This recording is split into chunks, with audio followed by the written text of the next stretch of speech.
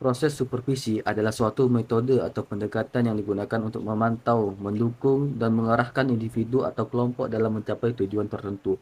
Tujuan utama supervisi adalah meningkatkan kinerja, pengembangan potensi, dan pencapaian tujuan yang telah ditetapkan.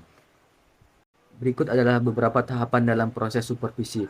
Pertama yaitu pengenalan dan pendekatan. Pada tahap ini, supervisor dan supervisi atau orang yang sedang disupervisi saling memperkenalkan diri, membahas harapan, dan membentuk hubungan yang baik.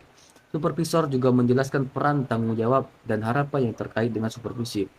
Kemudian perencanaan. Supervisor dan supervisi bekerja sama untuk merumuskan tujuan yang jelas dan terukur. Tujuan ini harus relevan dengan tugas atau pekerjaan yang sedang dilakukan oleh supervisi.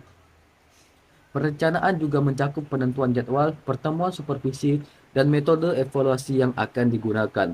Kemudian observasi. Supervisor mengamati dan memantau kinerja supervisi. Observasi dapat dilakukan melalui pengamatan langsung, peninjauan catatan atau dokumen kerja, atau melalui laporan yang diajukan oleh supervisi.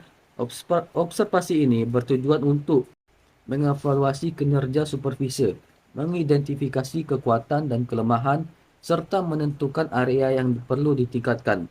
Kemudian umpan balik atau feedback. Supervisor memberikan umpan yang balik yang secara teratur kepada supervisi berdasarkan observasi dan evaluasi yang dilakukan. Umpan balik harus bersifat konstruktif, jelas, dan spesifik. Hal ini membantu supervisi memahami kekuatan dan kelemahan mereka, serta memberikan arahan untuk perbaikan.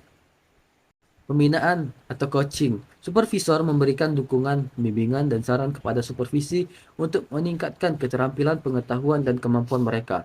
Pembinaan dapat dilakukan melalui diskusi, sesi latihan, atau memberikan sumber daya tambahan yang diperlukan. Kemudian evaluasi. Supervisor dan supervisi melakukan evaluasi terhadap pencapaian tujuan yang telah ditetapkan. Evaluasi ini mencakup pengukuran kinerja dan pengembangan supervisi. Supervisor dan supervisi juga dapat melakukan refleksi terhadap proses supervisi dan membuat perubahan atau penyesuaian yang teknik-teknik supervisi yang umum digunakan meliputi observasi langsung. Supervisor mengamati langsung kinerja supervisi di tempat kerja untuk memperoleh pemahaman dan tantangan yang di tahap supervisi. Kemudian analisis kasus. Supervisor dan supervisi menganalisis kasus-kasus yang kompleks atau masalah yang muncul dalam pekerjaan supervisi.